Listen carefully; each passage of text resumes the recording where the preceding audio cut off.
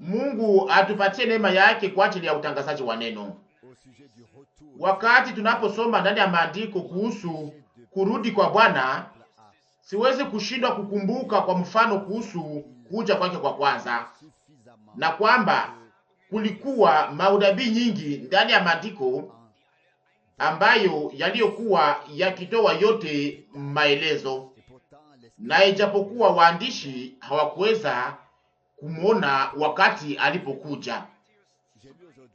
Nilisoma leo ndani ya Mathayo sura 2 na hayo yanigusa sana. Sitachelewa kwa muda mrefu juu ya hayo. Tutasoma tena andiko nyingi za Biblia.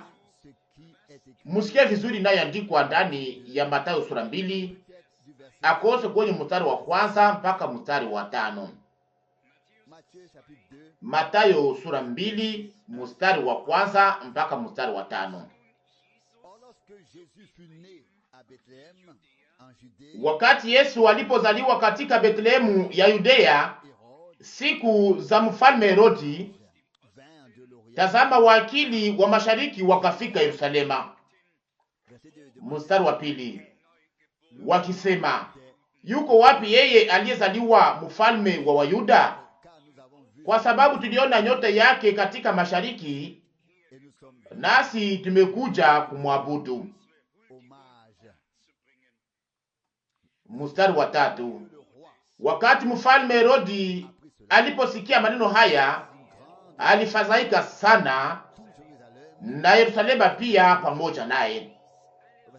Kwenye mstari wa 4, alikusanya wakubwa wa makuhani wote na waandishi wa watu, akawauliza pahali Kristo atakapozaliwa.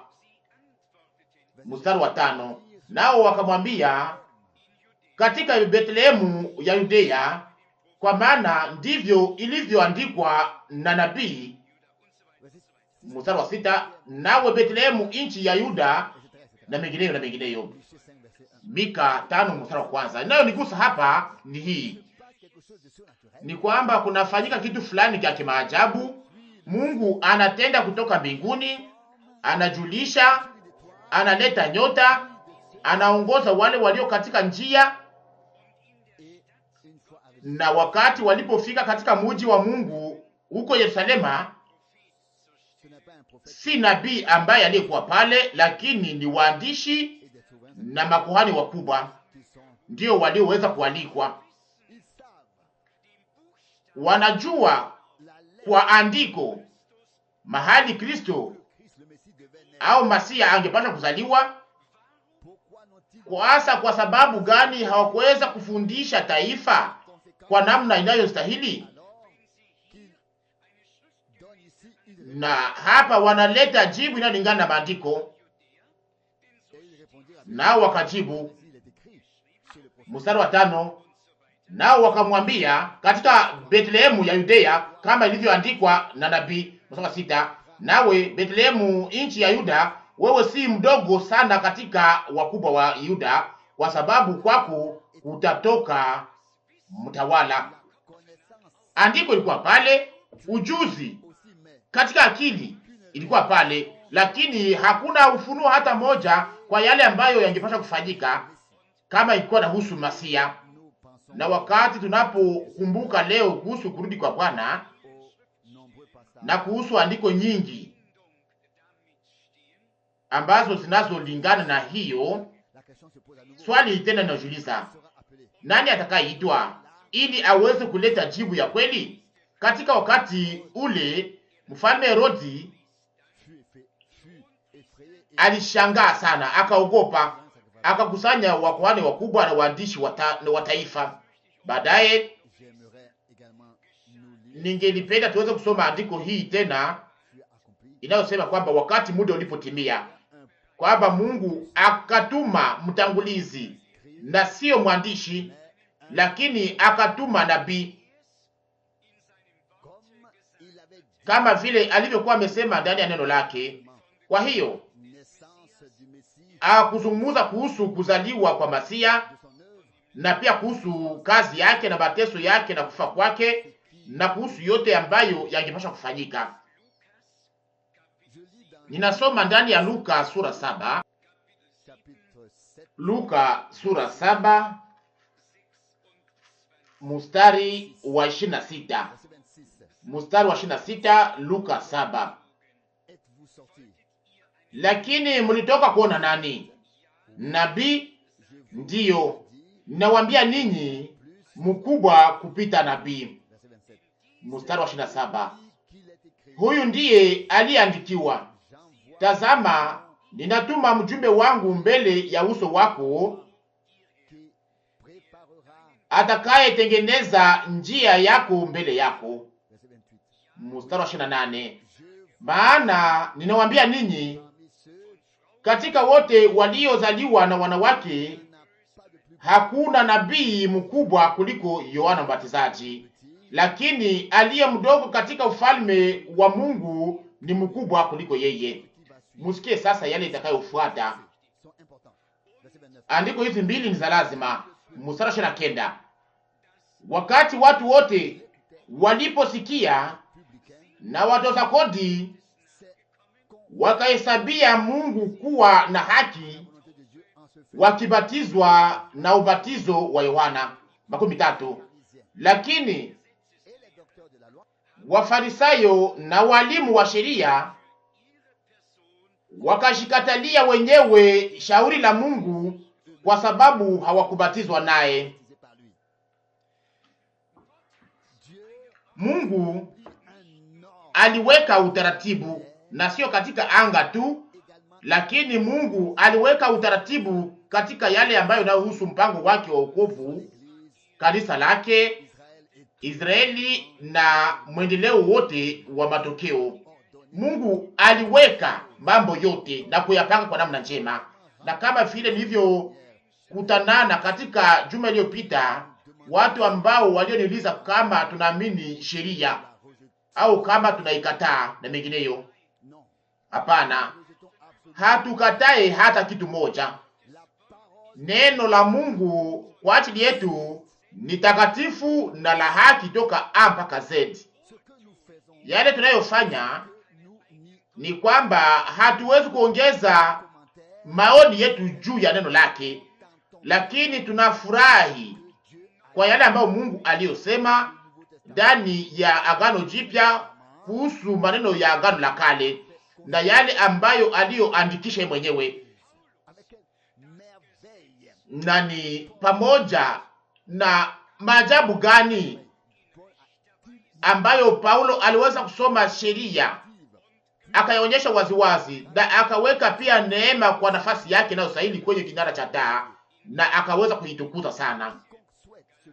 Mtu anahitaji kuweza kuhusika na maneno haya anaweza kuangalia sana sana kwenye barua ya Waroma kwenye sura 2 na 3 ya barua kwa Galatia. Pia mweza kusoma waziwazi yale yaliyosemeka na kuandikwa. Najua pia mahubiri juu ya mlima mahali Bwana wetu alisema kwamba hakuna hata nukta moja itakayotoka katika sheria mbele yote iweze kutimilika, na hiyo ndiyo tunayoamini. Hiyo ndiyo inaandikwa hapa ndani ya Mathayo sura 5, Mathayo sura 5 mstari 17. Mathayo 5:17. Musizanie nilikuja kuharibu torati au manabii. Sikuja kuharibu, lakini kutimiza. Alikuwa peke yake ndiye aliyekuwa amewekwa chini ya sheria ili aweze kukomboa wale waliokuwa chini ya sheria, na yeye alikuwa peke yake ndiye aliyekuwa ametii sheria yote. Lakini ni kwa ajili ya wale ambao walio na mashaka ya kuweza kupanga hii katika hali yake inayostahili. Tunasoma kwa mfano ndani ya Matendo ya Mitume kwamba wamitume walikuwa wakienda kwenye sunagogi siku ya Sabato. Taifa la Mungu lilikuwa likikusanyika, Wayahudi walikuwa wakikusanyika, na hivyo ndivyo Paulo aliweza kualikwa mara nyingi kuweza kuzungumza, na hiyo ndio alikuwa akifanya ndani ya Matendo ya Mitume kwenye sura 28 mstari 23. Tunaambiwa waziwazi kwamba tunaambiwa waziwazi kazi yake ilikuwa ni ya namna gani, shughuli yake ilikuwa ya namna gani, na sio kuweza kukaa kwenye kiti cha Musa, lakini kazi yake ilikuwa ni yale ambayo tutaweza kusoma hapa ndani ya maandiko. Matendo ya Mitume sura 28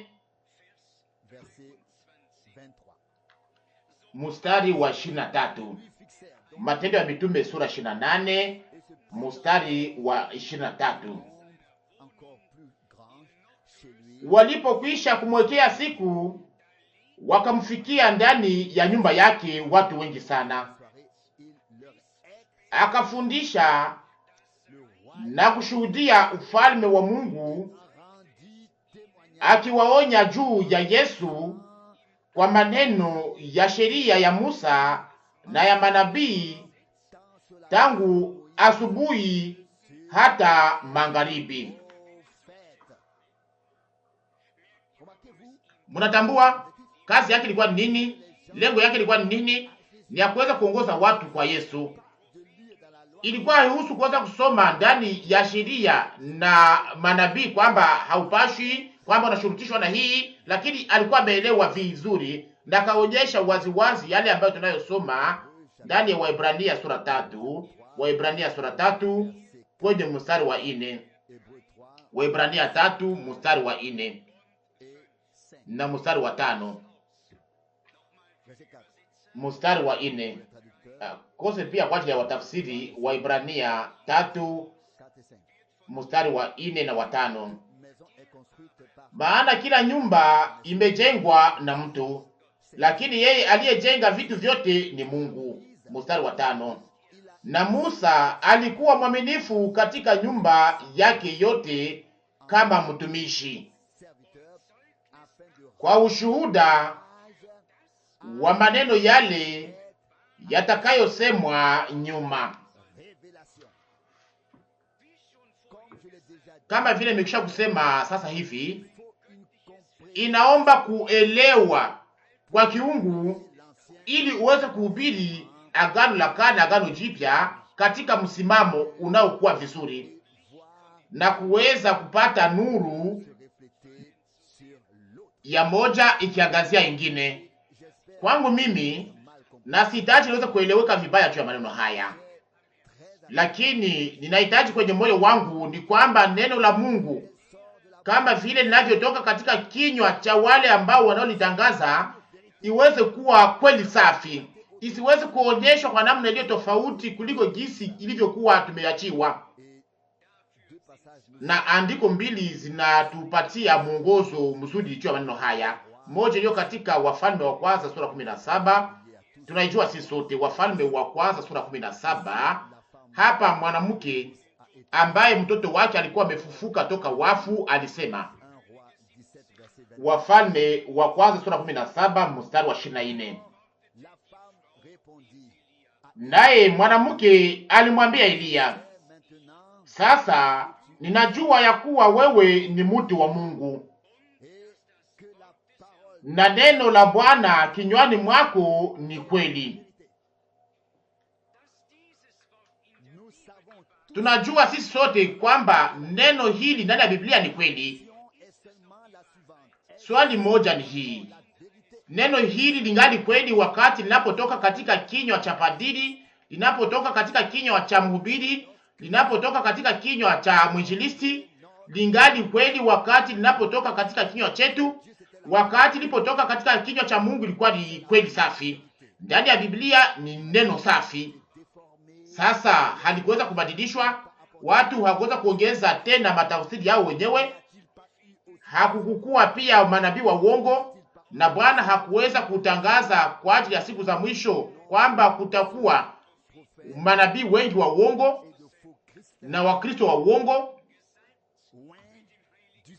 wapakaliwa kwa Roho Mtakatifu ijapokuwa ni wa uongo. Ndani ya wakati wa Ahabu kulikuwa manabii 400 ambao walikuwa wakisema Bwana anasema, na ijapokuwa Bwana alikuwa hakusema kitu fulani. Na kisha kwa kuja mmoja ambaye angeliweza kusema kwa kinywa chake yale ambayo yalikuwa katika moyo wake, akasema kwamba nitatangaza tu yale ambayo Mungu atakayoniambia. Wafalme wa kwanza sura 22:14. na katika kinywa chake neno la Mungu lilikuwa kweli safi, na vinywa vya wengine wote walikuwa wakisema Bwana anasema, walikuwa hawana kweli.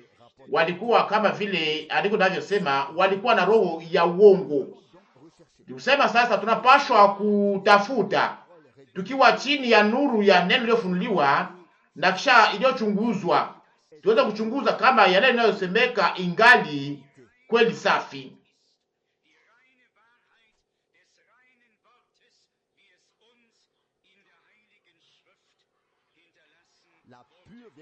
Kweli safi ya neno safi, kama vile tulivyoweza kuiachiwa ndani ya maandiko matakatifu. Kama vile nimesha kusema, hitaji yangu ya kweli ni kwamba niweze kusema yale ambayo Mungu aliyokuwa amesema na kuweza kuyaamini kama vile alivyotuachia. Ni kweli tunajua kwamba kuna andiko zio ngumu kwa kuelewa ndani ya maandiko matakatifu. Petro mwenyewe ndani ya barua yake, akilingana na barua za Paulo, alisema au aliandika kwamba kuna andiko zio ngumu kwa kuelewa ambazo wasio imara wanabadilisha kwa maangamizi yao wenyewe, kama vile wanavyofanya na mabaki ingine yote ya maandiko matakatifu. Hivyo ndivyo naandikwa. Nasoma kosa ya andiko hii ili watu wote waweze kujua mahali gani inaandikwa na waweze kujua kwamba inaandikwa. Ni lazima sana, na ni kwa sababu tumefika katika wakati wa muhimu sana ulio wa habari ya wanadamu. Tunapashwa kuchunguza mambo, lakini hiyo uchunguzi haipashwi kufanyika na vipimo vyetu, lakini ni neno ndilo linapaswa kuwa ndio chanzo cha kufikia kipimo, na sio andiko moja tu, lakini ushuhuda wote kwa ujumla wa maandiko matakatifu. Ndani ya Petro wa pili sura 3, mahali ambapo mtume anazungumza kuhusu kuja kwa Bwana, anaandika pia kwamba siku moja mbele ya Bwana inalingana na miaka 1000, na kwamba miaka 1000 inalingana na siku moja, na kwamba Bwana hachelewi kutimiza ahadi ya kurudi kwake, lakini anakuwa na uvumilivu. Ana uvumilivu na hataki wamoja waweze kuangamia. Aliandika pia kuhusu siku ya Bwana itakayokuja kama vile mwizi katika usiku, wakati mbingu zitapotea katika shindo kubwa na mengineyo. Na kisha kwenye mstari wa 16, ni kusema Petro wa pili sura 3 kuanza kwa mstari wa 16. Kwanza kwa mstari wa 16.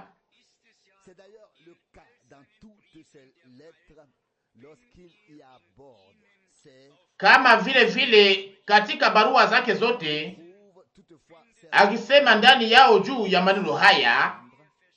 Katika barua hizi ni maneno yaliyo magumu kwa kufahamu.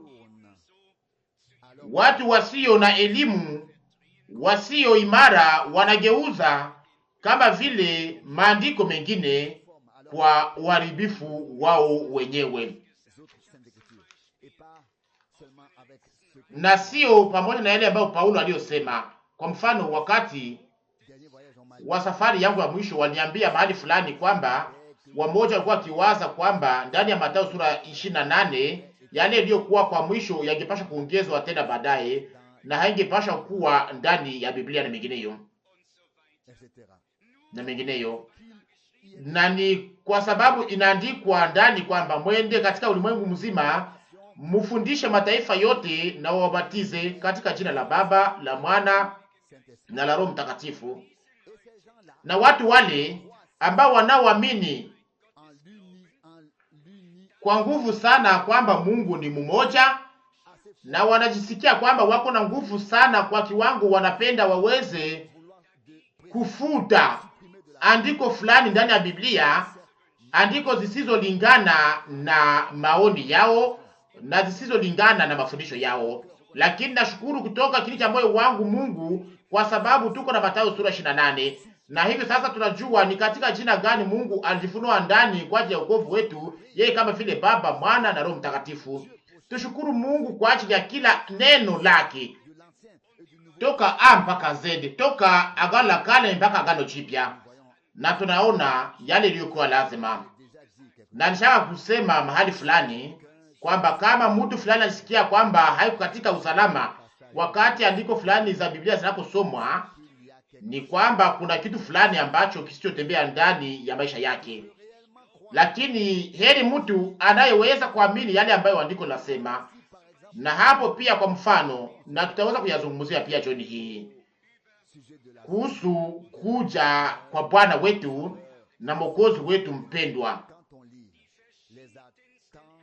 Wakati unaposoma matafsiri ya watu iliyo tofauti kuhusu maneno haya, kwa upande wa Wayahudi au kwa upande ya wale ambao wanaotaka kuweza kuamini kulingana na Agano Jipya, ni ya kuhuzunisha sana. Na siseme hii kwa majivuno, lakini andikwa kwamba mtu asiwe haraka kwa kufundisha. Inaomba kuwa ulitayarishwa na Mungu kwa ajili ya kazi hiyo, na kama sivyo hautaweza kuleta utaratibu, lakini utapanda mvurugo katika yale ambayo Mungu aliyosema.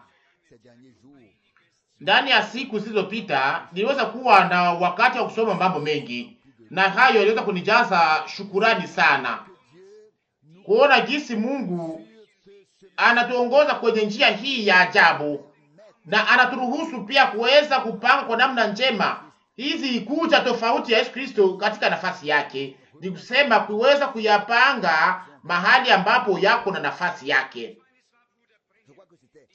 Naamini ya kwamba ilikuwa ni ndugu Branham aliyeeleza kwamba katika wakati kanisa moja ligawanyika kwa sababu mmoja alifundisha kwamba Bwana atakuja juu ya mawingu, na alikuwa na andiko ya Biblia kwa ajili ya kuonyesha hiyo, na pia mwingine kwa akisimama juu ya andiko ya Ufunuo 19 mahali anaonyesha kwamba atakuja juu ya farasi nyeupe. Na kisha wale wawili walipingana, wakagawa kusanyiko, na kila mtu akaenda kwa upande wake. Na sasa wapo na heri kwa sababu sikukuwa pale, sijue yale ambayo ningeweza kufanya. Lakini pia wahubiri nao na wale wanaotangaza neno mara nyingi wanakuwaka na mie yao isiyokuwa na mpaka, wako na mie yao, na kama hiyo mie yao haishibishwe hawatosheki nao. Lakini Mungu anataka watu ambao wasiotaka kuweza kuwa na maoni yao inayoshuhudiwa, lakini anataka watu ambao kama wanahubiri neno wanaligawa kwa namna njema. Hayo mbili kwa kweli. Atakuja kwa ajili ya kutafuta bibi harusi yake yeye kama vile bwana harusi. Mathayo sura 25.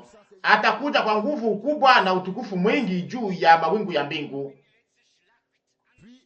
Na kisha wakati vita ya mwisho itakapofanyika, Armagedoni, ndipo atakuja juu ya farasi mweupe na atapigana vita. Hiyo ni Ufunuo 19:11. Hiyo yote katika nafasi yake iliyopangwa na iliyo sehemu yake.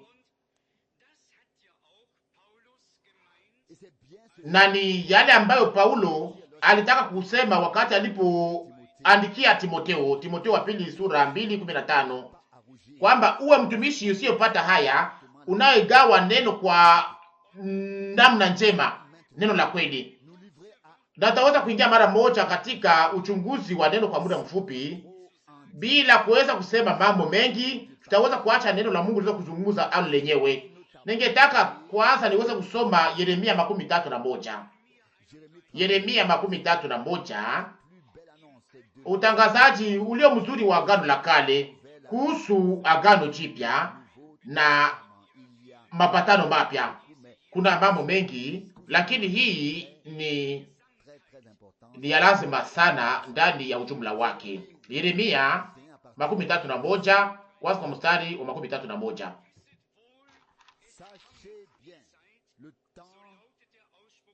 Angalia, siku zinakuja, anasema Bwana, nitakapofanya agano jipya na nyumba ya Israeli na nyumba ya Yuda.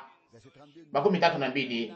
Si kwa mfano wa agano lile nililofanya na baba zao katika siku ile nilipowashika mkono ili kuwatoa katika nchi ya Misri, lile agano langu ambalo walilivunja, hata mimi nikiwa Bwana wao, anasema Bwana. 33. lakini hili agano litakalofanya na nyumba ya Israeli nyuma ya siku zile, anasema Bwana, nitatia sheria yangu ndani yao, na katika mioyo yao nitaiandika, nami nitakuwa Mungu wao, nao watakuwa watu wangu. 34. Wala hawatafundisha kila mtu jirani yake na kila mtu ndugu yake, wakisema, mjue Bwana,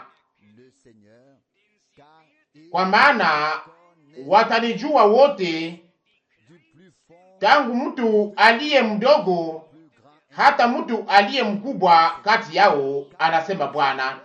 Maana nitasamehe uovu wao, wala dhambi yao sitaikumbuka tena. Ona neno gani la ajabu hapa! Msamaha wa makosa, si kukumbuka tena dhambi. Agano jipya, moyo mpya, uzima mpya, midomo mpya, yote kama vile Bwana alivyosema, tazama nafanya mambo yote kuwa mapya. Yale ambayo nayo nigusa sana ndani ya maneno haya ni kwamba katika kipimo hii tutaweza kujua Bwana yeye mwenyewe, kwamba tusiweze kutafuta tena maana ya mafumbo, lakini tuweze kumjua, tutaweza kumjua, na hiyo kutoka mdogo mpaka mkubwa. Nasoma tena shahiri hii, mstari wa 34.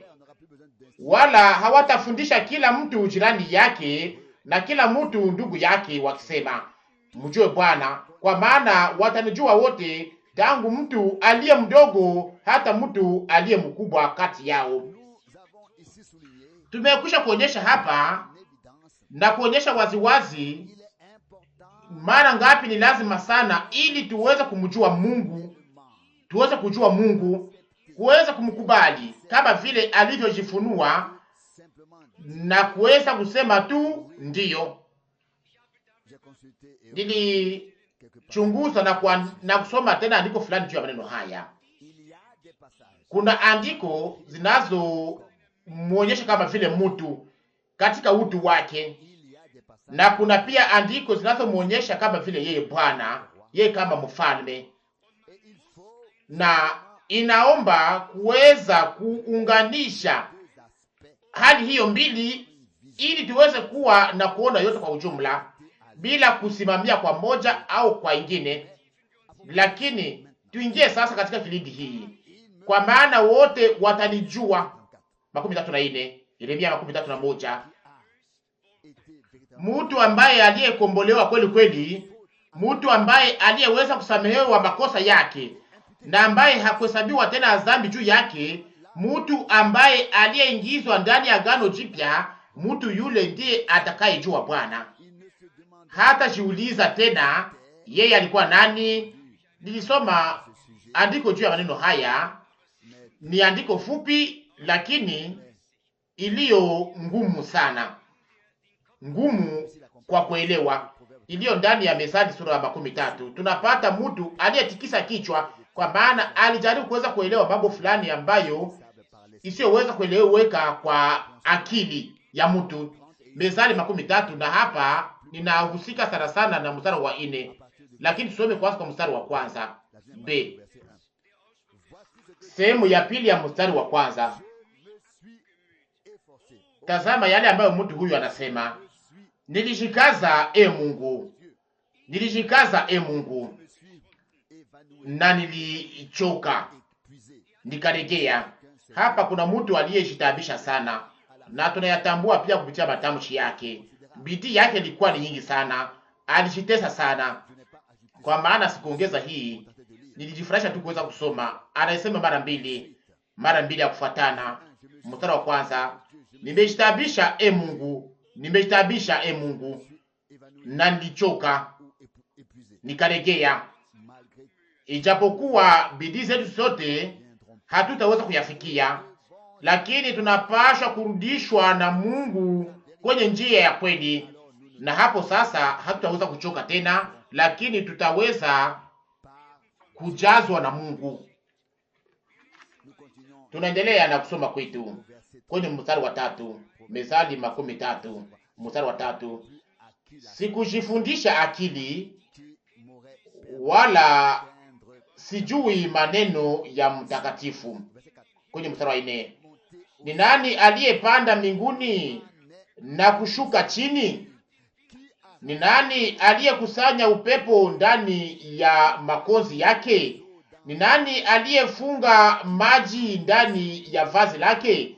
Aliyesimamisha miisho yote ya nchi? Jina lake ni nani, na jina la mwana wake ni nani, kama unamjua? Na tangu andiko hii anaitwa namna gani, na jina la mwana wake linaitwa namna gani? Waliandika mambo mengi kuhusu Mungu bila kuweza kuelewa kwamba agano la kale lote lilikuwa na hali yake ya kiunabii.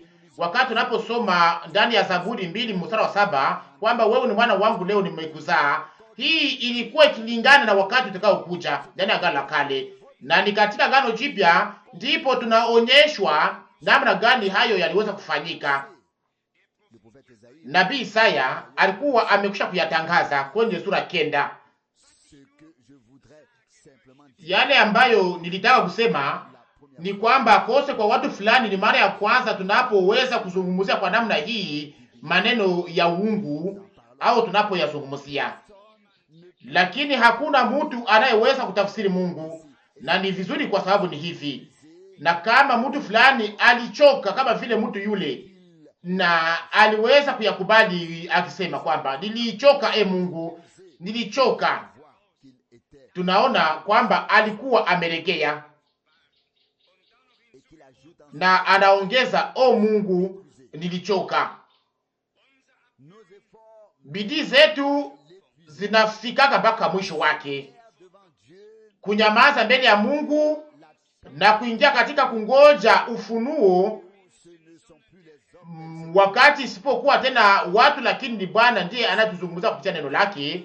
Ni hapo ndipo kunakuja ufunuo, na pia juu ya andiko ambazo zisizoweza kujulikana kwetu mbele.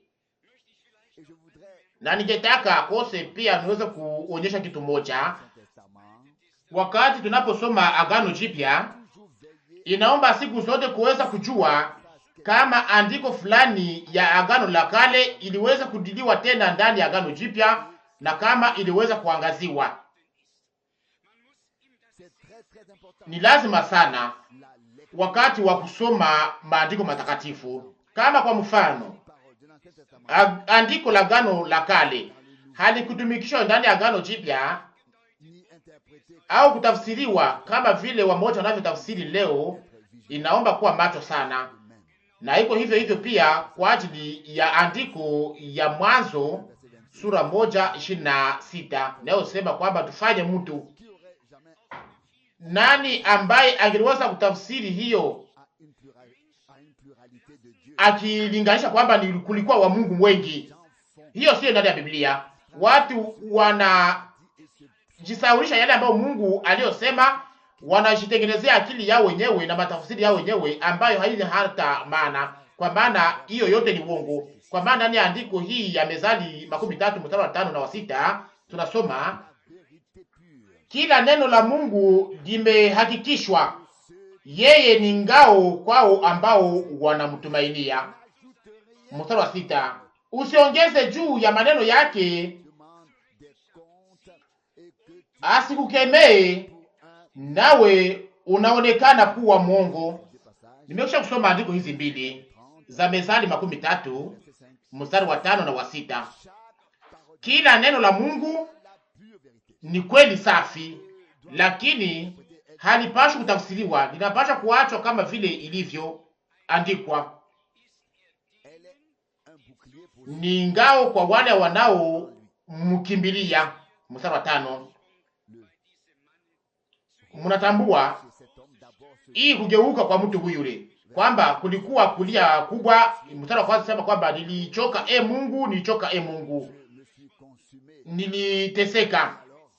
Na sasa wakati alipomaliza kuugua na kuteseka, Mungu aliweza sasa kupatia kuangaziwa nuru, na kisha kutoka katika kinywa chake ambayo tumesoma mstari wa 5.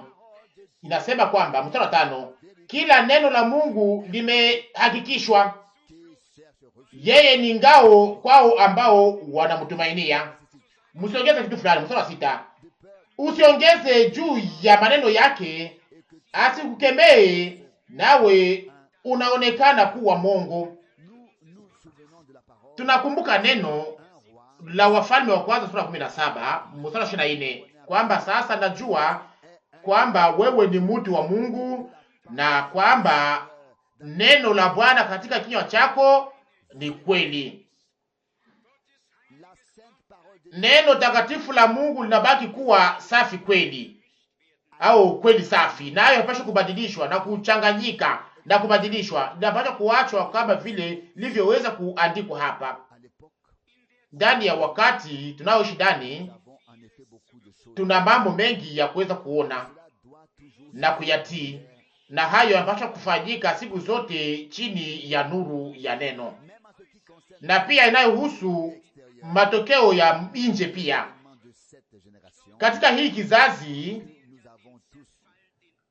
na amini kwamba sisi sote tuko au tunaona sisi sote hii matokeo ya hii wakati. Sisi ambao tulio wa kizazi kilichokomaa sana, tuliweza kuishi mambo mengi sana. Hii maendeleo ambayo tuliweza kupita ndani, lakini yale ambayo iliweza kunigusa sana wakati uliopita au ndani ya juma iliyopita, hii mahabari inayosema kuhusu yule mchungaji wa Denmark ilisambazwa, na kwamba mazungumzo juu ya wanaume kuoana wao kwa wao iliweza kusemeka na kutangazwa kwenye televisheni na ndani ya nchi yote nzima, na waliweza kupigana sana ili iweze kuruhusiwa na kwamba wanaume waweze kuoana wao kwa wao. Na ndio ndugu Rusi anasema kwamba pia wanawake nao waweza kuoana wao kwa wao. Hii inatusumbua sana, hatuwezi kuyazungumzia pia hapa kwenye masabahu. Hii inatuletea kichefuchefu kwa kiwango tunaweza kutapika, lakini watu wote wanashawishiwa juu ya mambo haya, wanawaambiwa kwamba hii yote haiko vibaya. Na yule kire aliweza pia kuongeza kwamba Paulo alikuwa na nukuu yake, kwamba alisema nini tena zaidi? Sio Paulo aliyasema, lakini Mungu ndiye aliyasema kupitia kinywa chake. Watu wataanguka katika mawazo ya udanganyifu kwa sababu hawakupokea Mungu kwa haki na kwa kweli, na hawakuweza kumpatia ibada ya kiungu inayomstahili. Na wakati mtu yule alipofikia kwa maneno na kusema kwamba musikie wa mama na wa baba, tunasikiaka kupitia ndoa kwamba ni agizo iliyowekwa kwa ajili ya kuleta uzima katika dunia hii na mengineyo. Ataka nini kufanya nini kupitia maneno haya katikati ya wanaume na wanaume? Lakini Bwana wetu alisema katika siku za mwana wa mtu itakuwa kama vile katika siku za Sodoma na Gomora. Watu hawataweza kuushaacha wakosolewa na Roho wa Mungu, na pia kile ambaye neno la Mungu aliko tena neno la Mungu kwa ajili yake wanakamata wanayotaka na wengine yote wanaiacha kama vile wanavyotaka. Lakini Yesu Bwana wetu aliyasema kwa namna iliyo wazi kwamba itakuwa hivyo, na hii pia ni alama ya hapo hapo ya wakati wa mwisho, na kwamba Mungu ataacha watu waweze kuingia katika hali yao, waingie katika hali isiyokuwa halali, nao wanajiona kama wangali na akili, wanajiona kwamba wangali na akili. Kusema watu ni kusema sasa, warafiki yangu, ninasema hii ili kuonyesha tu waziwazi kwamba katika hali hii pia maandiko yako napata utimilifu wake, kama vile ilivyokuwa katika wakati, na mnajua vizuri katika wakati wa Loti. Loti alifanya nini? Kulikuwa wasichana wangapi katika wakati wa Loti? Na Loti akawaweka nje, lakini wanaume wale hawakuwataka, walikuwa wakitaka wanaume. Na kulifanyika nini? Mungu akawaacha wakanyeshewa na moto wa kutoka mbinguni, na Mungu hata tena naye katika wakati huu aweze kuchekelewa na kudharauliwa.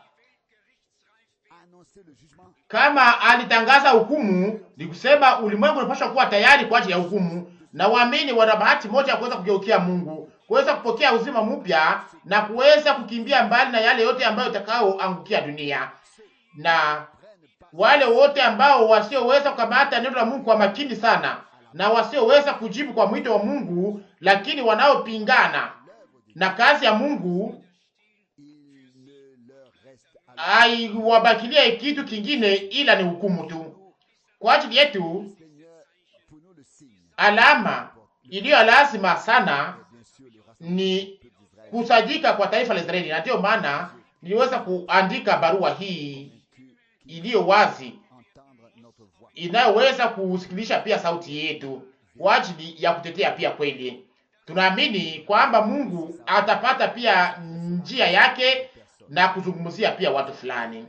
Niliandika andiko mbili za Biblia juu ya maneno haya, ambayo moja iko ndani ya Isaya kwenye sura 11. Isaya sura 11. Hapa Bwana anasema kupitia kinywa cha nabii kwenye mstari 11. Isaya 11 mstari wa 11. Na itakuwa katika siku ile Bwana atanyanyua mkono wake mara ya pili ili ajipatie baki la watu wanaobaki kutoka Asuria na mengineyo. Kwa mara ya pili tulisoma hapa sasa hivi ndani ya Yeremia 31 kwamba Bwana alikuwa amenyosha mkono wake akaongoza taifa lake kutoka Misri na akatangaza agano jipya. Hapa tunasoma kwamba atanyosha tena mkono wake kwa mara yake ya pili katika siku ile, ili aweze kurudisha baki la taifa lake ambalo lililokuwa limepona.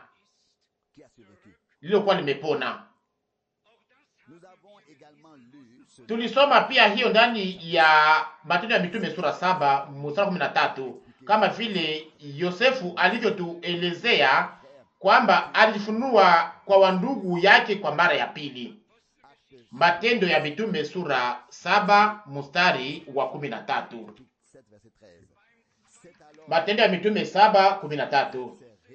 Hata safari ya pili Yosefu alijitambulisha mwenyewe kwa ndugu zake, nao jamaa ya Yosefu walionyeshwa mbele ya Farao. Hayo mawili yalifanyika, alijijulisha kwa wandugu zake na hawa ndugu yake wakatambua kwamba alikuwa akisimama mbele yao, na ni kwa mara ya pili ndipo Wayahudi nao wataweza kumtambua Masia. Na kwa sababu gani? Inaandikwa, nao watamtazama au watanitazama mimi ambaye waliyechoma. Naomba kusema kwamba tafsiri ya Brockhaus na tafsiri ya Luther na tafsiri zingine pia nazo zinazungumuza vizuri hapa.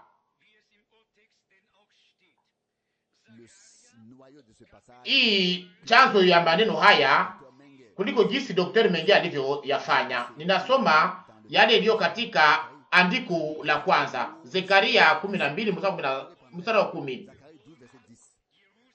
Zekaria 12 mstari wa 10. Nami nitamwanga juu ya nyumba ya Daudi na juu ya nyumba ya wenyeji wa Yerusalema roho ya neema na ya maombi, nao watanitazama, nikusema mimi ambaye walinichoma, nao wataniombolezea, na mengineyo. Hii ndiyo iliyo katika andiko nzuri, tafsiri ya kweli ya kwanza. Menge yeye hakuweza kutambua hii, kama filologi alitaka aweze kuweka naye mchango wake. Tazame inayoandikwa Zekaria 12 mstari wa 10, tafsiri ya Menge, nao watamtazama yeye ambaye walimchoma. Nataka kuweza kuonyesha kwa sababu gani hii tofauti imesha kuonyesha waziwazi wakati Bwana Mungu anaposema hapa ndani ya Agano la Kale, yeye kama vile Yawe, yeye kama vile Bwana, na anasema kupitia kinywa cha nabii kwamba nao watanitazama mimi ambaye walimchoma. Ni kusema yeye aliyekuwa katika mwili wa kiroho alitangaza tangu mwanzo kwamba atakuwa katika mwili wa nyama ili aweze kuchomwa, ili aweze kuumizwa, Na hivyo sasa yule ambaye aliyezungumuza ni kusema huko yeye Yawe, yeye ndiye au niko yeye, kama vile logos, yeye kama vile neno alifanyika kuwa mwili na akakaa pamoja nasi tuliona utukufu wake. Lakini mnaona ilikuwa haihusu utimilifu wa Mika sura 5 kwamba Masia angepasha kuzaliwa Bethlehemu tu, lakini kila andiko yote ingepasha kutimilika. Na pia Zekaria 11 bali kunasemeka kwamba walihesabia vipande vya fedha, Zekaria 11:12, nao wakaweka vipande vya fedha 13 kwenye meza, na ilikuwa naomba ili Zaburi 22 iweze kutimilika, lakini yote yanapaswa kutimilika katika wakati uliokuwa umepangwa. Tazama Zaburi 22 mstari wa 10. Zaburi 22 mstari wa 10. Kwa ajili ya tafsiri twende polepole. Nilitupwa kwako tangu tumboni, wewe ni Mungu wangu toka tumboni mwa mama yangu, ulinitupa katika tumbo la mama yangu. Hii zaburi yote ni zaburi ya Masia inayoanza Mungu wangu, Mungu wangu, kwa sababu gani umeniacha? Mstari wa 2. Na kisha kuna andiko nyingi inayosema kwamba mpaka walichoma na kutoboa mikono yangu na miguu yangu. Mstari wa 17b, walinitoboa mikono na miguu. Turudi sasa kwa Zekaria 12 mstari wa 10, kwamba watamutazama yeye au mimi ambaye waliyemchoma. Na kama katika wakati ule Wayahudi walikuwa wakiwaza kwamba mfalme ambaye alikuwa amezaliwa angepasha kupata utawala, ni kusema hawakuwa wameelewa kwamba yule mfalme alikuwa amekuja kwa ajili ya kuweka ufalme wa milele na si wa ufalme wa muda mfupi, lakini ufalme wa milele. Na kwa ajili ya hiyo ilikuwa ni lazima, ili wale ambao watakao kuwa sehemu ya ile ufalme wa milele waweze kwanza wamepokea uzima wa milele, ili sasa waweze kudumu kwa ajili ya milele yote. Na hivyo sasa mpango wa wokovu ilikuwa ni ya lazima kwa ajili ya Mungu, ili aweze kutimiza pamoja na wanadamu ule mpango uliopangwa mbele ya kuwekwa misingi ya dunia. Mnaona, ilikuwa ni lazima sana, si kwa ajili ya kusoma andiko fulani za Biblia tu, lakini pia kuweza kuziweka katika nafasi yake. Leo ndiyo, ni kweli tuna heri kubwa ya kuweza kuona tangu leo ni andiko gani ya Biblia ambayo iliyopata utimilifu wake. Na hivyo sasa inaonekana kwamba ahadi zote na unabii wote ambao hautimilika nao utapata utimilifu wake. Ni vyepesi kuliko hiyo kwa ajili yetu leo. Katika wakati ilikuwa haikuwa vyepesi kama vile leo, nasi tunashukuru Mungu sana kwa ajili ya hiyo. Na ijapokuwa wakati tunapotumikisha neno leo nyepesi au neno nyepesi, tunaweza kujiuliza ni nani ambaye mkono wa Bwana ulifunua kwake? Nani ambaye na macho ya kuweza kuona? Naweza kupanga hii katika nafasi yake ya Biblia ndani ya Yohana 18, kwa sababu tumerudi kwa funzo inayosema kweli. Inatuambiwa ndani ya Yohana 18:37 inayohusu Bwana wetu ambaye aliyekuja kama vile mfalme, kama vile tulivyosoma ndani ya Mathayo 2, na tunayasoma hapa ndani ya Yohana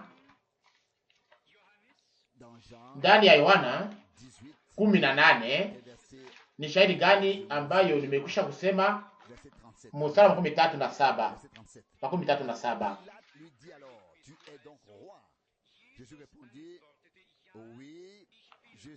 Basi Pilato akamwambia, wewe mfalme basi? Yesu akajibu, wewe unasema ya kwamba mimi ni mfalme. Kwa ajili ya maneno haya nilizaliwa, na kwa ajili ya maneno haya nilikuja katika dunia, ili nishuhudie kweli. Kila mtu wa kweli anasikia sauti yangu. Mstari wa 38. Pilato akamwambia, kweli ni kitu gani? Tumekwisha kusoma ndani ya maandiko matakatifu kwamba neno la Mungu ni kweli wakati wote linapokuwa limeachwa kama vile lilivyo, ni kusema kama vile lilivyokuwa limetoka katika kinywa cha Mungu. Katika wakati ule walimuuliza kwamba wewe ni mfalme, akajibu ndiyo. Na hapo sasa wangeweza kungoja ili aweze kuweka sasa ufalme wake, lakini kama vile tumekwisha kuonyeshwa hapa, yeye ni mfalme wa milele na ufalme wake ni wa milele. Ufalme huu kunaweza kubakia ndani wale wa milele ambao walio na uzima wa milele, na ndiyo maana tunapaswa kuzaliwa upya kwa ajili ya tumaini iliyo hai, na kama sivyo hatutaweza kuona ufalme wa Mungu. Hiyo ndiyo shurti ambayo Mungu aliyoweka ndani ya neno lake, shurti ambayo mwanadamu hakuweka, lakini Mungu ndiye peke yake ndiye aliweza kuweka hiyo ndani ya neno lake.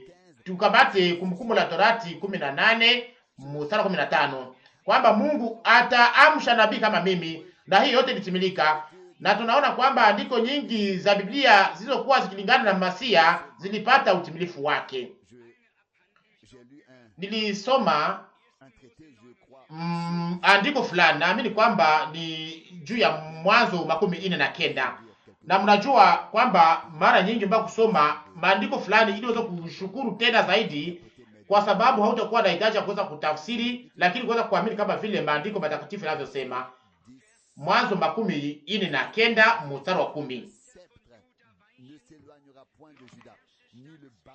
Fimbo haitaondoka katika Yuda, wala gongo la mtawala kati ya miguu yake, hata Shilo.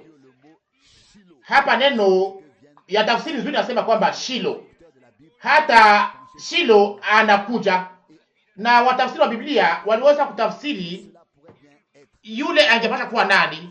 Menge naye alikuja kutusaidia kwa tafsiri hiyo nzuri, ili tusiweze kubaki tukifungwa juu ya neno hili bila kujua ni kitu gani cha kufanyika juu ya hayo. Alitafsiri kwa namna hii: mpaka yeye ambaye aliyekuwa na fimbo aweze kuja, na taifa litamtii. Mstari 11 sasa: atafungia mzabibu kipunda chake, na mzabibu mzuri sana mwana punda wake. Na katika wakati ule aliambia wanafunzi wake, Mathayo sura 21 mstari wa 2, mwende mtafute punda na mwana wake. Na hivyo ndivyo ilikuwa imeandikwa kwamba mpaka aweze kuja yeye angepasha kuja, ni kusema yeye ambaye aliyekuwa na utawala, yeye aliye Bwana, na peke yake ndiye aliye na utawala. Katika wakati ule akafungua mwana punda na punda, wakamletea, akakaa juu yake na akaingia katika Yerusalema, na taifa lote likampatia heshima. Neno hili linatukumbuka sura 9 ya Zekaria. Zekaria sura 9 inaonyesha kwamba siku za karamu zinatungoja.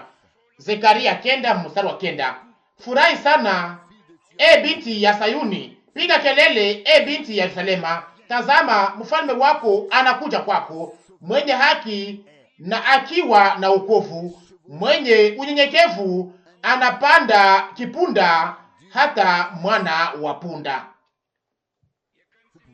Mnaweza kusoma ndani ya Agano Jipya, ndani ya Mathayo sura 21 na mahali pote ndani ya mainjili, namna gani andiko hii ilitimilika. Amina. Kwa sababu gani tunaweka kwa nafasi ya kwanza andiko fulani jioni hii? Ili tuweze kuonyesha waziwazi kitu moja, ni kwamba Agano la Kale lilikuwa limekwisha kutabiri yale ambayo yangepasha kufanyika wakati wa kuja kwake kwa kwanza, na yale ambayo yangepasha kufanyika wakati wa kuja kwake kwa pili. Lakini yote ilikuwa imeandikwa kama vile iko katika wakati moja. Ilikuwa naomba sasa waweze kutofautisha yale ilikuwa kiandikwa kwa ajili ya wakati fulani na ingine kwa wakati fulani. Na sisi pia inayohusu huduma wakati wa kuja kwa kwanza kwa Kristo, na sasa na mbele ya kuja kwake kwa pili. Inaandikwa katika andiko inayohusu Yohana.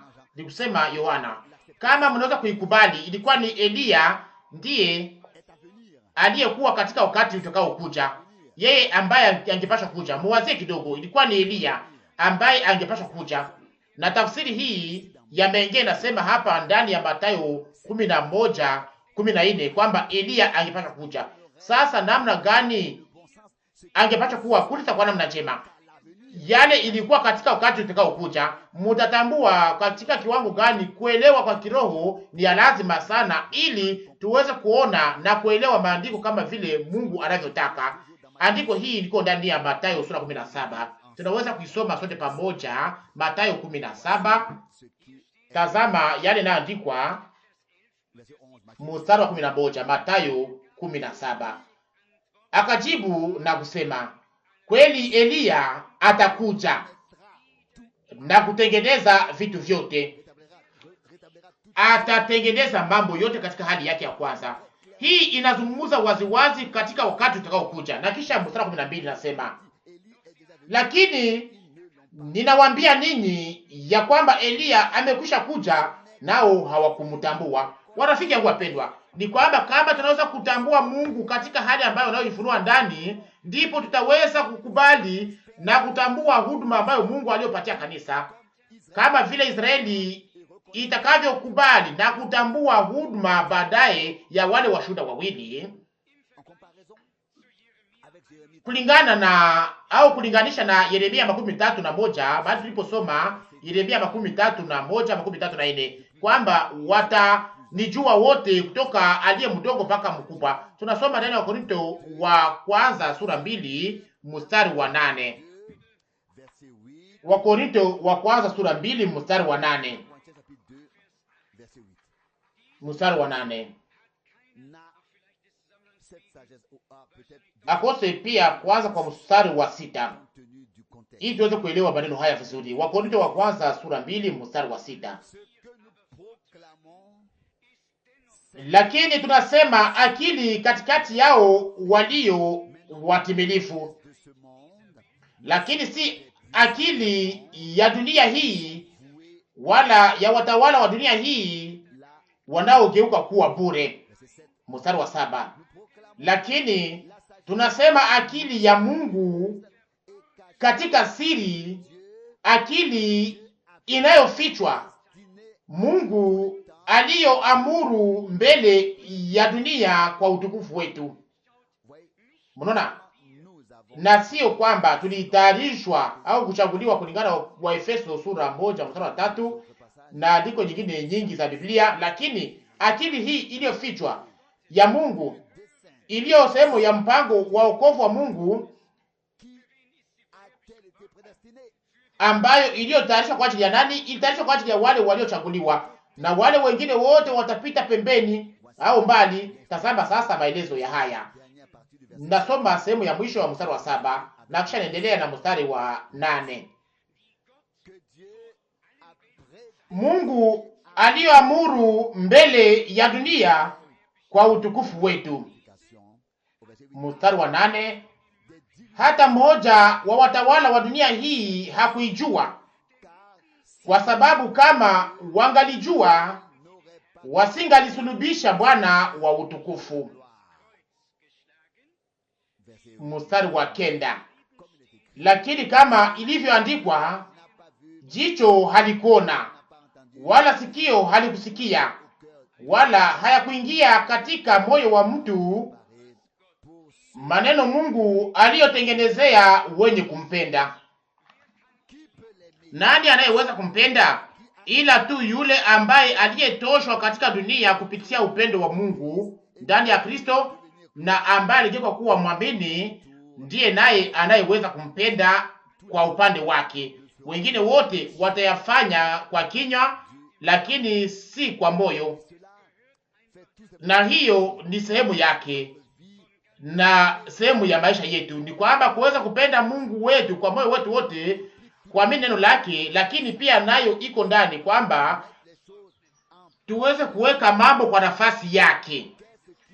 Ni kitu gani kilicho sehemu ya mpango wa wokovu katika wakati uliopita, na ni kitu gani kilicho sehemu ya mpango wa wokovu katika wakati wetu? Ni kitu gani kilicho sehemu ya Israeli, na ni kitu gani kilicho sehemu ya kanisa? Kitu gani kinachofanyika nyuma ya unyakuo, na ni kitu gani kinachofanyika mbele? Naamini kwamba tunapaswa kushuhudia kila wakati na kuweka hii kwa nafasi ya kwanza, tukiwa na moyo wa kushukuru. Na iliyo njema ni kwamba hatutetei fundisho fulani au maoni fulani ya kimafundisho, lakini kwamba tunaweza kuacha neno la Mungu kama vile lilivyoandikwa ndani ya hali ambayo liliweza kutolewa ndani na ambayo iliyoweza kutayarishwa ndani, na hapo sasa yote inapata nafasi yake. Ahadi ambazo zilizotimilika wakati wa kuja kwa kwanza kwa Kristo, na pia ahadi za mwisho ambazo zitakazotimilika wakati wa kuja kwake kwa pili. Lakini mnaona wakati tuliposoma neno la Zaburi sura 22 mstari 17 kwamba walitoboa mikono yangu na miguu yangu, ndani ya Zekaria 12 mstari wa 10 kwamba watamtazama yeye ambaye waliyemchoma, au kwa tafsiri nyingine kwamba watanitazama mimi ambaye waliyemchoma, nao wataomboleza. Ndio ilikuwa naomba hiyo iweze kuwa hivyo, mikono yake na miguu yake yangepashwa kutobolewa, angepashwa kupata nafasi yetu, angepashwa kubeba makosa yetu na dhambi zetu, angepashwa kunyang'anya kifo nguvu zake, angepashwa kushinda kuzimu, angepashwa kufufuka toka wafu siku ya tatu, ili aweze kutuletea ushindi juu ya kifo. Hakujifurahisha kuweza kutangaza tu, lakini aliitimiza vile vile, kama vile wokovu, msamaha wa makosa yetu, kufuta dhambi zote ilitimilika kwenye msalaba hapo Golgotha, na vile vile kuhesabiwa haki yetu ilitimilika. Yote ilitimilika mbele ya Mungu. Tunapaswa kuyakubali kupitia imani. Tunapaswa kuyafanya pia mazoezi sisi wenyewe, ili mambo hayo yasiweze kuwa yameandikwa tu kupitia maandiko, lakini yaweze kuwa ukweli inaweza kuishi na kuweza kuishi ndani ya maisha yako na ndani ya maisha yangu. Na ni hivyo ndivyo Mungu anataka mambo. Lakini mnaona, kama wakati ule waandishi hawangeliweza kuwa wameitwa kwa ajili ya kuweza kuonyesha Bethlehem, ni kusema mahali ambapo Masia angepaswa kuzaliwa, kama wangeliweza kuwaita, na kama hiyo siku kubwa ya upatanisho, wakati pia mikono yake na miguu yake ingepashwa kutobolewa, wakati wangepashwa kupiga kura vazi lake, wakati wangepashwa kumpatia sipongo iliyokuwa ndani siki, hiyo yote ilikuwa imekwisha kuandikwa. Na leo kurudia, na leo pamoja na kurudia, tunaweza kusema kwamba yote ilitimilika mpaka kwenye hatua yake ya mwisho. Jina la Bwana sifiwe. Na huo hakika tunaweza kuipatia kila mtu, kwa maana hatuna hata kuogopa hata kitu moja. Tunaweza kupatia kila mtu hii ujasiri kwamba Mungu anakuwa macho juu ya neno lake, na yale yote itakayotimilika itatimilika mpaka kwa hatua yake ya mwisho. Mungu alikamata maamuzi ya hayo, na ni hivyo ndivyo yale yatafanyika wakati sehemu ya mwisho ya habari ya wokovu itakapokuwa imekwisha kupita. Tutasema sasa kwa kuhesabia kwa kurudi nyuma kwamba ilikuwa imeandikwa, na tazama sasa ilitimilika na mengineyo. Lakini tunaamini kwamba tunaishi katika wakati huu ndani ya sehemu ya mwisho ya habari ya wokovu wa kiungu pamoja na wanadamu. Tunaamini kwamba tumekwisha kufika kwa mwisho wa wakati. Tunaamini kwamba Mungu alirudisha Israeli. Nisikia kwamba walitoka katika nchi 104, na mimi pia niweza kutembelea hiyo hesabu moja ya nchi. Sijui namna gani hiyo inaweza kutafsiriwa, lakini ino namna gani iko katika nchi 104 ndio inaweza kutoka wakija katika nchi ya baba yao, katika nchi ya ahadi, na sio kwa ajili ya kutupwa ndani ya bahari ya Mediterane, lakini kwa ajili ya kungoja Masia. Naye ataonekana, watamtazama yeye ambaye waliyemchoma, na hapo sasa kutaanza kulia kubwa na kuomboleza kubwa, na hapo sasa huzuni kubwa itakuja juu yao. Lakini mnaona, wamoja wanasema kwamba itakuwa ni mtu mkubwa mpakaliwa kama vile Daudi. Wanawaza kwamba atazaliwa kwa namna moja au kwa namna nyingine mahali fulani siku fulani, na wengine wanaamini pia Wayahudi kwamba atakuja juu ya wingu, kwa maana andikwa ndani ya Danieli 7 mstari 13, nikaona mtu anayefanana na mwana wa mtu akikuja juu ya wingu. Na pia huko wale wa akili sana katikati ya Wayahudi wanakuwa na maoni iliyo tofauti kwa namna ambayo hayo yatafanyika, lakini mara ngapi tungepaswa kushukuru kuona jinsi hatuwezi kupingana na neno, lakini tunaweza kupambanua ni wakati gani na katika lengo gani hii inapaswa kutimilika. Nasi tuna heri kama vile imesha kusemeka kwamba kila neno litatimilika ndani ya hali ambayo iliyotayarishwa kwa ajili yake na kupangwa kwa ajili yake. Atakuja yeye kama vile mwana wa mtu na atakaa kwenye kiti cha utukufu wake. Mathayo sura 25:31. Atakuja na utukufu mwingi na nguvu kubwa. Mathayo sura 24:13. Lakini mtu anayesoma ndani ya andiko ya Danieli atatambua ndani ya shahidi mbili zinazofuata kwamba ufalme wa Mungu utaanza hapo hapo kwenye dunia. Nataka kuwasomea andiko hizi mbili na kisha tutaweza kumalizia. Leo nataka kuweza kuonyesha tu tena na tena kwamba Mungu katika uaminifu wake alikuwa amekwisha kutangaza tangu mwanzo yale ambayo yangepaswa kufanyika, naye anakuwa macho juu ya neno lake, ili wakati uliopangwa, wakati muda wake utakapokuwa umetimilika, iweze kutimilika katika hali ambayo iliyokuwa imepangwa. Danieli 7 mstari wa 13 na 14. Danieli 7:13 na 14. Nikaona katika maono ya usiku, natazama pamoja na mawingu ya mbingu alikuja mmoja aliye mfano wa mwana wa mtu.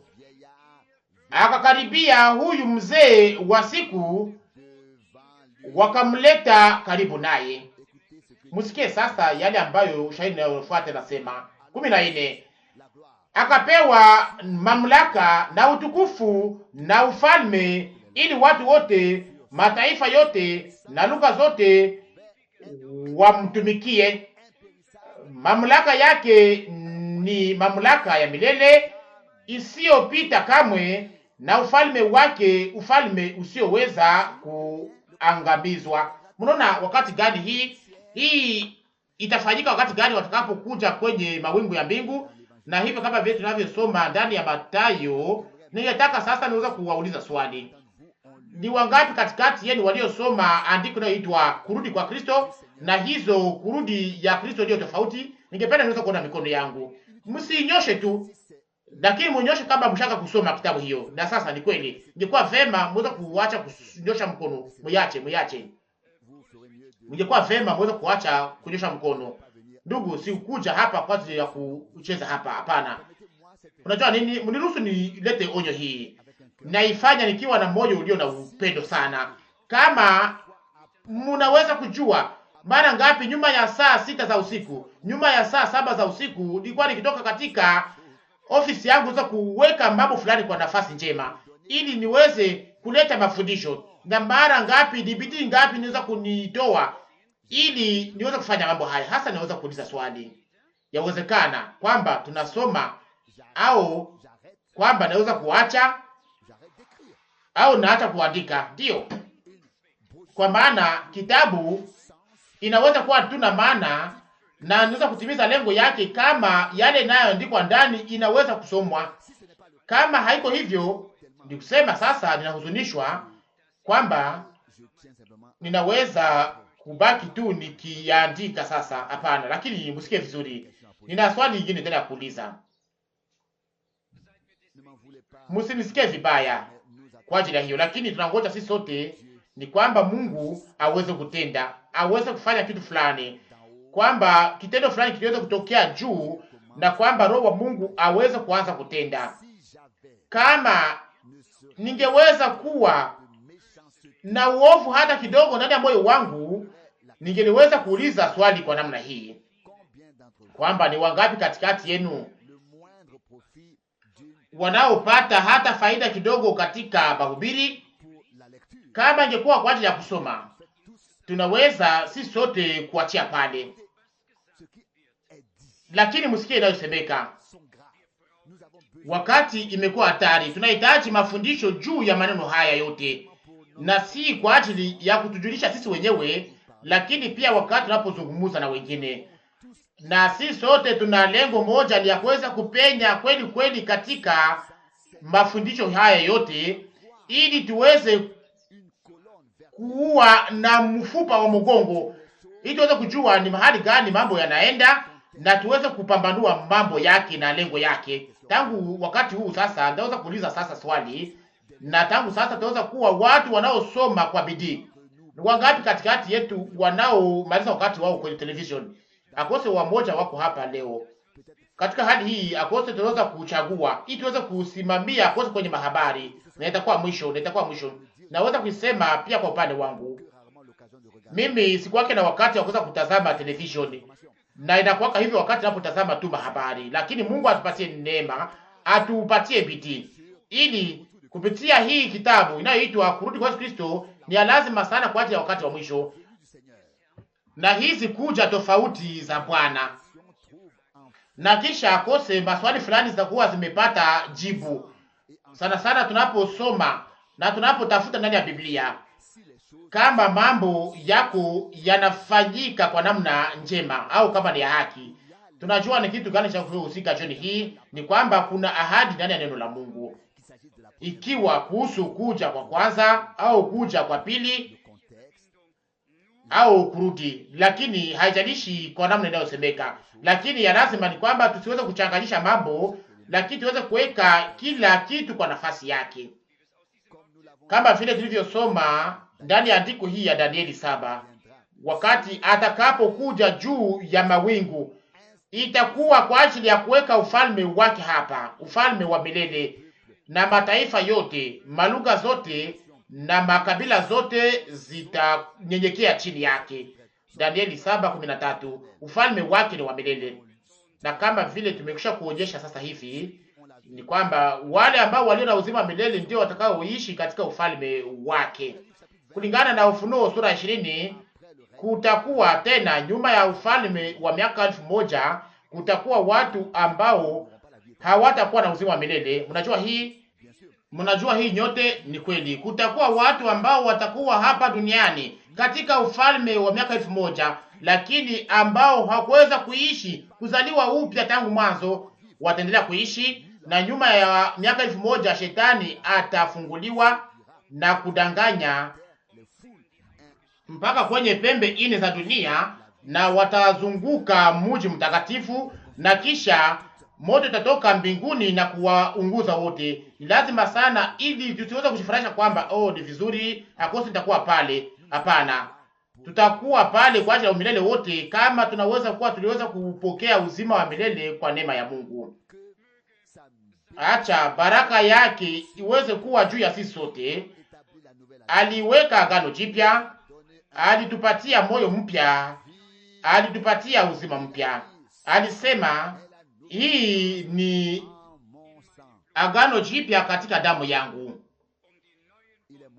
Alikufa kwa ajili ya kufanya agano jipya kuwa imara, ili agano jipya ziweze kuingia katika kazi. Tunaweza kupokea kwa neema baraka ambayo Mungu aliyotupatia, na kuweza kumshukuru kwa ajili ya hiyo. Kwake apewe utukufu milele na milele. Amina. Tusimame na tuweze kupatia Bwana utukufu. Baba ni mbinguni, uliona mikono na mioyo, unajua inayofanyika katika maisha ya wandugu hawa na wadada hawa. Bwana, uliahidi kwamba utakuwa na utabaki katika kazi mpaka mwisho wa dunia, na kwamba hautaacha walio wako na hautaweza kuwatupilia. Bwana, shuhudia neno lako kama vile kweli ya neno lako. Fungua, weka huru, samehe, weka huru. Bwana, ponya mioyo yote iliyochoka na kuvunjika. Mungu mwaminifu, shuhudia katika hali yote kweli ya neno lako,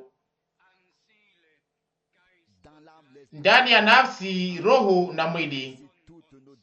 Toa ndani mwetu pia tabu yetu yote, huzuni zetu zote, yote inayotusumbua, kwa maana nasi tunaweza kusema Mungu wangu, Mungu wangu, tumechoka, tumeregea, Mungu wangu, tumefika mwisho wa nguvu zetu, na ndio maana tunakuja kwako, tusimamishe.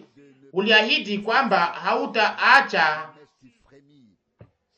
utambi unaotoa moshi uzimike, lakini utauwasha. Bwana mpendwa, tufanyizie mema leo kulingana na neema yako kubwa, kulingana na wema wako na rema yako kubwa. Bwana, bariki wale wote ambao waliokupatia tabu yao yote. Tubariki sisi sote, tunakuhitaji wewe, toka wa kwanza mpaka wa mwisho, toka mkubwa mpaka mdogo, na tunataka tukujue wewe na tujue nguvu za ufufuko wako Bwana. Na Mungu mpendwa, geuza uso wako mpaka kwetu Bwana, na utupatie baraka yako na salama yako katika jina lako la utukufu, na utufanye uamini kama vile maandiko yanavyosema, watu wanaoamini kama vile maandiko yanavyosema, ili baraka iliyoahidiwa ndani ya maandiko yaweze kuja juu yetu kupitia nguvu za kumiminwa kwa Roho Mtakatifu wako na kupitia kufanywa upya, kwa maana utatuma wakati wa kuburudishwa na mvua ya mwisho, kama vile ulivyoahidi katika Agano la Kale na Agano Jipya. Kwako wewe Mungu mweza yote upewe sifa kwa ajili ya neno lako la damani na takatifu. Ni neno safi, ni neno la Mungu, ndilo linalodumu milele na milele. Tunakusifu kwa ajili ya hiyo. Tubariki na uwe pamoja nasi katika jina la Yesu. Haleluya. Amina.